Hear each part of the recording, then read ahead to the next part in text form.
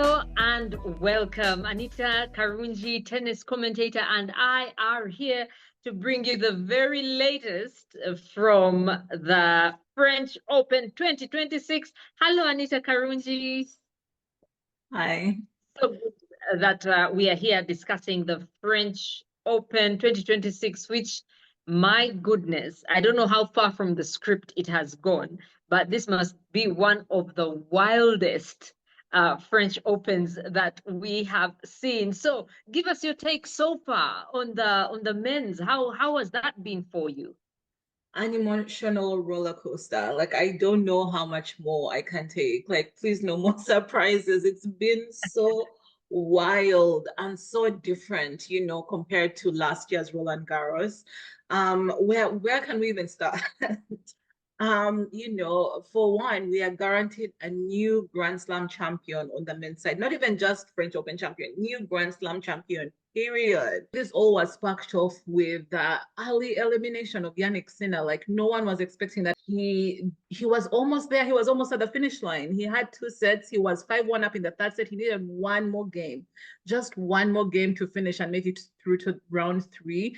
But the sun was hot. He felt dizzy and dehydrated, in his words, on court, and he just couldn't move. And this happened for the next three sets, allowing his opponent to actually beat him. He was defeated by the elements. I think when we're all predicting, well, like, Sinner is taking it, there's no one who can stand in his way. But we had not predicted this outcome for sure.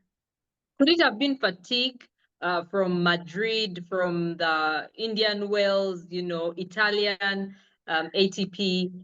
He had been playing quite a lot and winning quite a lot. There is playing all those tournaments and not winning them, but he Yes. was consistently winning and won all the 1000s of the year so far. So that could have played a factor, but this is quite early. It's just round two. There's not much that, he hasn't expended too much energy in the tournament yet. And he was this close. It was just hitting the wall and immediate shutdown. So usually, like, exhaustion like that would be accumulative, not when you're almost at the finish line and then all of a sudden you can't hit one ball. So it was just so sudden, and I think there are other factors that are at play rather than just fatigue. This would have been his first French Open title, and he would have completed the career Grand Slam. He would have won all four Grand Slams if he had done it this year. But I think he'll have to wait. Of course, he's going to do it. It's just a matter of when. But now the men are looking like, oh my goodness, this is my chance. Because also, who was eliminated in the next round, now other than Novak Djokovic, who was going for number 25. Like, I'm sure Djokovic thought, this is my best chance, because for the past 6 or 7 Grand Slams, he has been eliminated by either Yannick Sinner or Carlos Alcaraz. So now that both of them are not in the tournament, this was his golden opportunity to get the coveted 25 record-breaking Grand Slam. And he was defeated by a 19-year-old Brazilian. It's a very interesting men's side of things in this French Open, and I can't wait to see what unfolds. And Karungi, let's talk about the women as well. Defending champion is out, Coco Gauff. Yes, Coco Gauff was eliminated in the third round by a very informed player, though, Potapova from Austria. She's had a very good clay season, so she was always going to be a tough opponent, but it was a winnable match from Coco. I'm sure she'll be very disappointed. This is her earliest loss at the French Open since she was 16. She has always gone deep in this tournament. She's always at least making quarterfinals, semifinals, but not to make it to the second week of a slam that she has done so well in before must be really, really tough. And with her exit, as well as Iga Swiatek's exit, Iga was a 4-time French Open champion. This was her turf. She was so dominant. But for the past 2 years, she hasn't really shown that dominance, and she was eliminated by Marta Kostyuk in the 4th round. So right now in the women's side, we are also going to get a new champion, a new French Open champion. Well, let's talk about the teams making a splash. You've already mentioned how Novak Djokovic was beaten by a 19-year-old, but there's also Kwame, a 17-year-old. Yeah, the teenagers have something to say. Joao Fonseca, the 19-year-old who kicked out Novak Djokovic, has had quite some hype and following from the last year, especially. Like, after he won the next gen finals in 2024, everyone was like, this kid has the talent. Unfortunately, Yeah. 2025 wasn't his breakthrough year that everyone hoped it was gonna be.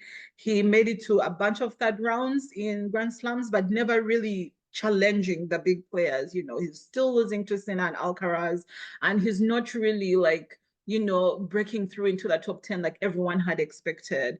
But he got his moment this year in Roland Garros when he defeated Novak Djokovic in the third round. Another teenager who has also made a splash is Moise Kwame.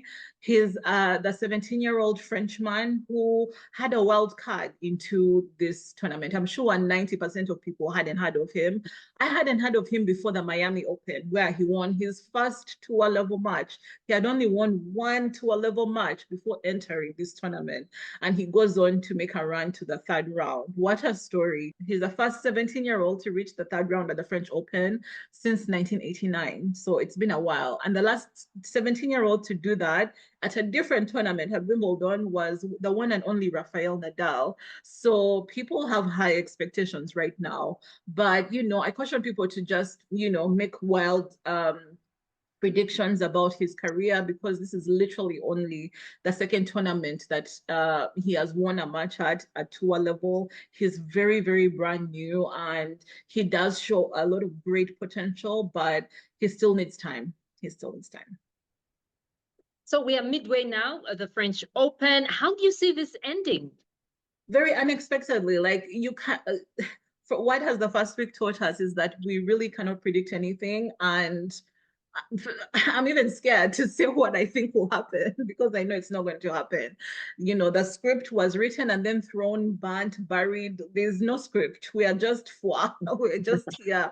You know, let's see. For the women, I do think Aryna Sabalenka is still pretty strong, and she could go far. She could make it again to the final, but the bottom half has two Ukrainians who have been causing trouble this play season. Elena Svitolina and Marta Kostyuk. They are the two champions for the big titles. You know, Marta Kostyuk had won the Madrid Open, and Elena Svitolina recently won the Rome Open. So these players are very informed, they are very confident, and they have a purpose. They are playing with a purpose, and they were really the standouts. Unfortunately, they are both meeting in the quarterfinals, so only one of them can progress further, but I would give them a chance at a title for sure. In the men's side, who knows? Sasha Zverev right now is the overwhelming favorite. He's the number 2 seed. He's the one with the most appearances in Grand Slam finals. But then again, when he reaches a final, there's something happens to him. I don't want to say he chokes, but that's what it looks like. You know, he had a golden opportunity in 2020, the 2020 US Open against Dominic Thiem. He was ahead, but towards the end, he couldn't even hit a serve. You know, he just got overwhelmed with nerves, and that's how Dominic Thiem ended up winning that. So I feel like there's a mental aspect of things with Sasha Zverev when it comes to winning his first Grand Slam title. But in terms of who can challenge him, no one else, I don't think, can challenge him except himself. So we'll see how far he goes. We'll see how far the teenagers go too. You know, there is a Spaniard called Rafael Hodar who has done amazing this clay season and went through to the 4th round for the first time. He's really proving to be a challenge to the top players. Let's see where João Fonseca, the Brazilian who beat Djokovic, how far can he go? He has a tough opponent in Casper Ruud, who is also a Grand Slam finalist. But we'll see. It's going to be really tough. I can't say I can predict who's going to win. I really don't know. I just know it's going to be exciting. Well, I'm excited to have you back again when the French Open does close, and we will see you. Thank you for watching. Do take care of yourselves. Bye-bye.